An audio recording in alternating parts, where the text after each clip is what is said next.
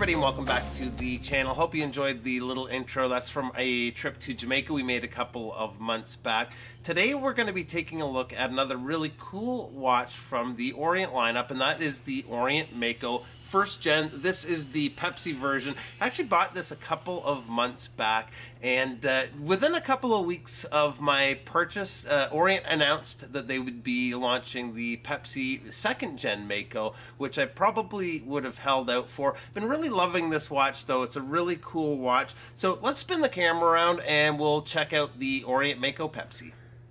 So before we get into the watch, just want to touch on the strap the watch comes with. I know most of you guys are probably familiar with it, but for those that aren't, I just want to point out the quality of the strap is a little bit on the cheap side.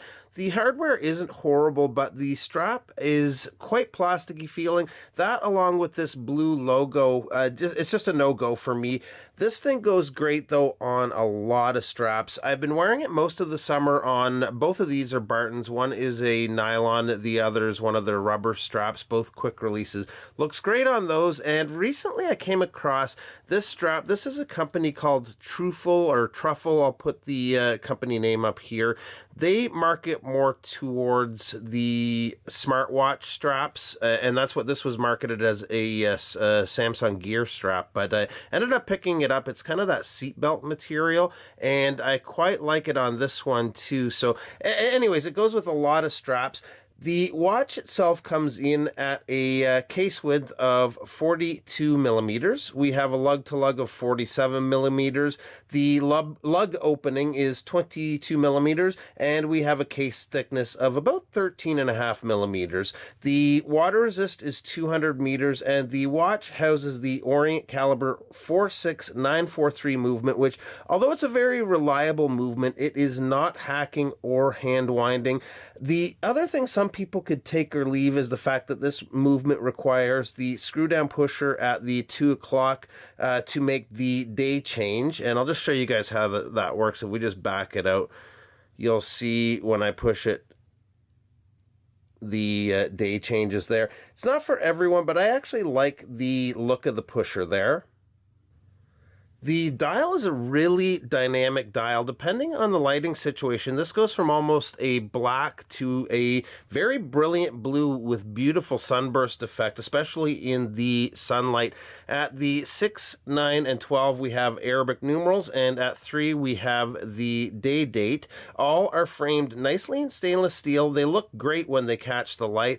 They, along with the hands, are applied with Loom. So let's hit the lights here for a second and check that out. So no issues with the Loom here at all. The Loom is very good. I especially love the loomed numerals. The Loom is very evenly applied, and if you give it a bit of a charge, it stays visible throughout the night.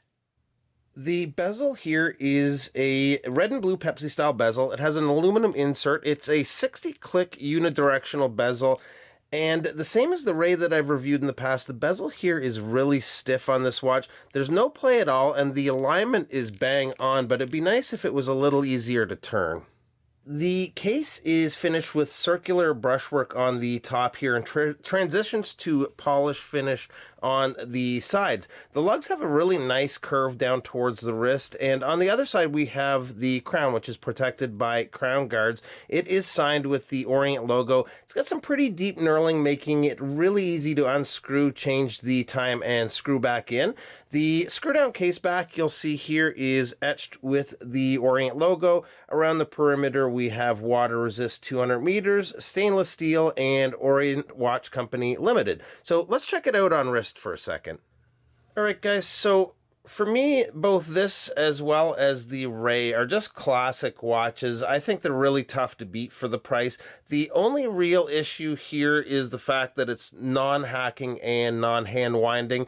I mentioned earlier, but at the time I bought this, the Gen 2 Pepsi version hadn't been released. Otherwise, I might have gone for that one, which would have fixed the situation. That being said, though, of all the watches I have, this summer, I'd say this watch got more wrist time than anything else in the collection, and overall, I'm really happy with it. I'm happy with Orient as a brand, and for that matter, I actually have something new coming in from them that I'll be sharing with you guys very soon. So that's it, guys. Let's take this back outside and wrap up today's video. Alright guys, so a big thank you for stopping by the channel today. It is always appreciated. I hope you enjoyed checking out the Mako first gen with me. It's a great watch if you're looking to pick one up. If you haven't already, make sure you hit the subscribe button so you don't miss any upcoming videos. Thanks again, and we'll see you in the next one. Bye-bye.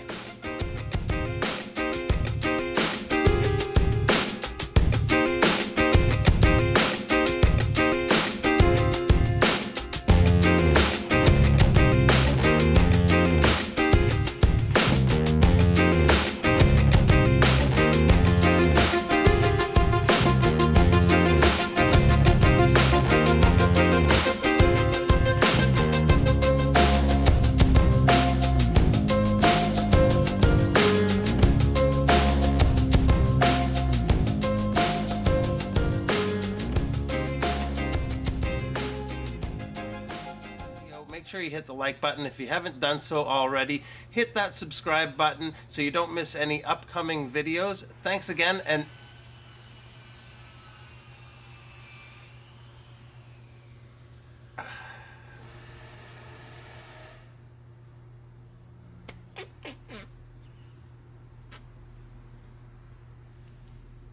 alright guys, so a big Alright guys, so a big thank you for stopping by the channel today. It's always appreciated.